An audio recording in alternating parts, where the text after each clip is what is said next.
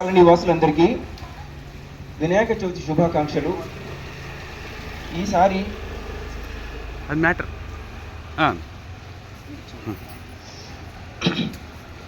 ఈసారి ఒక మంచి గట్టి సంకల్పంతో మట్టి వినాయకులతో మట్టితో చేసిన గణనాథులని మీ ఇంట్లో ప్రతిష్ఠించుకొని అందరూ భక్తి శ్రద్ధలతో పూజలు చేసిన తర్వాత ఇంట్లోనే నిమజ్జనం చేసుకోవాల్సిందిగా అందరినీ కోరుతున్నాం.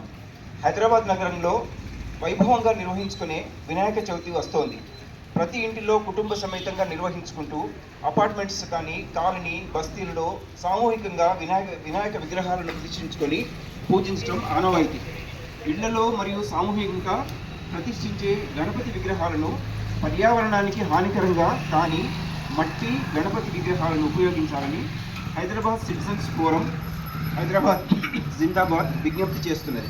ప్రజా సంకల్పము దీనికి శ్రీనిధి మహిళా ఫౌండేషన్ శ్రీనిధి మహిళా ఫౌండేషన్ వారు కూడా దీనికి సమర్థిస్తున్నారు.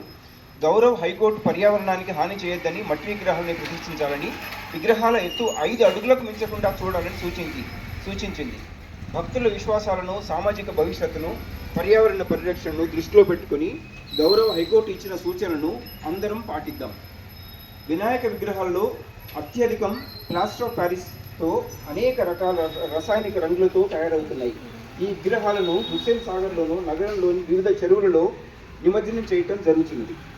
పర్యావరణవేత్తల లెక్కల ప్రకారం ఒక్క రోజులోనే హుస్సేన్ సాగర్లో 7,000 టన్నుల ప్లాస్టర్ ఆఫ్ ప్యారిస్, కొన్ని టన్నుల ప్లాస్టిక్ కాగితాలు, పాదరసం, సీసం, నిహాల్, టర్పంటైన్, రెడాక్సైడ్, సిలికాన్, వార్నిష్ ఇత్యాది కెమికల్స్ అన్నీ అందులో కలుస్తున్నాయి. ఆ నీటిని కలుషితం చేస్తున్నాయి.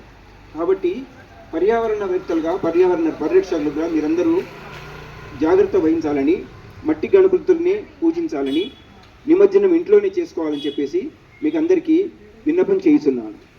జై బోలో గణేష్ మహారాజ్ కి జై.